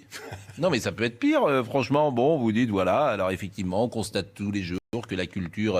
non, mais je ne prends pas de jugement de valeur. Je dis juste que ceux qui nous disent que c'est pas le cas nous en fument. C'est tout. C'est-à-dire que chacun constate que la vie change, que les gosses sont sur... Mais comment faire autrement? C'est-à-dire que le progrès, bon, l'image est là. Je ne suis ni conservateur ni réactionnaire. Je ne pense pas qu'on pourrait restaurer cet ordre ancien en disant à la Éric Zemmour, c'était tellement bien dans les années 60 qu'il faut y revenir. Et je suis l'homme de la restitution de ce passé perdu. Je dis juste que nous sommes sur le Titanic, ça va couler. Oui, mais je ne m'en réjouis ni ne m'en désole. Oui, mais Michel Onfray, là où je suis, vous parliez de la ruralité tout à l'heure. Vous faites fi, parfois, de la violence qui existait dans les familles, dans la ruralité. Vous faites fi de la vie sexuelle qui existait dans la ruralité, les incestes. Oui, les incestes chez les médecins, chez les notaires, dont on parle jamais. Non, mais, ou parfois chez certains journalistes, dont on parle récemment. Ce qui se passait il y a 100 ans dans les campagnes, où dès l'âge de 11, c'était 12 ans, 13 ans... Libération qui défendait l'inceste, la pédophilie, le monde aussi en même temps. Tous les intellectuels de gauche qui... Je vous répète ce qui se passait dans les campagnes il y a 100 ans. Oui. Où à 11, 12, 13 ans, tu buvais des litres de vin, tu prenais ça comme de l'eau. Où la vie sexuelle était parfois particulière, avec notamment ces incestes-là. Où la violence... Au contraire de Saint-Germain-des-Prés. Où la violence... Une violence dans les campagnes, la violence où chacun s'épiait, se regardait, lisait Simenon. Mais oui, ou Maupassant, j'ai lu. C'était horrible. La vie a toujours été peut-être horrible. Oui. Alors aujourd'hui, il y a sûrement... Mais les gens des campagnes ne donnaient pas des leçons au reste du monde. À Paris, on donne des leçons au reste du monde. À Saint-Germain-des-Prés, surtout. Non, mais vous magnifiez un peu, peut-être. C'est ça que je veux dire, ce monde ancien. Ah non, pas moi. Non, là, vous ne trouverez aucune nostalgie du monde ancien. Simplement une espèce de lecture voltairienne de ce qui advient tous les jours et qui me fait plutôt rire. Vous avez souligné tout à l'heure que je m'essayais un peu à l'humour ou à l'ironie. Oui, c'est souvent drôle. Je suis voltairien. J'essaie de rester voltairien dans un monde... Et si le président de la République vous invitait à déjeuner, vous iriez? Alors ça, il ne le fera jamais. Oui, mais s'il l'invitait... Eh bien, je n'irai pas. Vous voulez pas voter, vous voulez pas déjeuner. Mais pourquoi faire? Quel intérêt? Pour parler, vous ne croyez pas? Il a invité des intellectuels, je n'en faisais pas partie. Et il a bien fait, je lui ai refusé. Mais je ne fais pas partie des intellectuels pour ce monsieur. Un jour, il a fait savoir qu'on était 2 ou 3 à être des anciens. Il avait même mis une petite cellule contre Finkielkraut, Houellebecq et moi. Et il y avait à l'époque Pierre Nora, et il y avait le regretté Michel Serres qui était censé nous combattre parce qu'on était des vieux croutons. C'est fini. Ah bon, d'accord. C'est fini et je vous remercie. Carl Olive, saluez pour nous la belle ville de Poissy. Et vraiment, je le dis parce que je vous connais, bravo pour votre engagement personnel. Et allez faire la lucarne à Évry. Je viens avec vous, tiens. François Lemoyne était à la réalisation, Zaven Hamel était au son, Philippe était à la vision, Charlotte Gorzola était avec nous, ainsi qu'Arthur Muriot. De nouveau, bel anniversaire à Monsieur Jamais. Merci. Vraiment, je vous remercie. Comme à Arthur Muriot, qui travaille avec nous et qui est né un 16 février. Ah bah alors, également. Bien bon anniversaire. Exactement. Jean-Marc Morandini dans une seconde.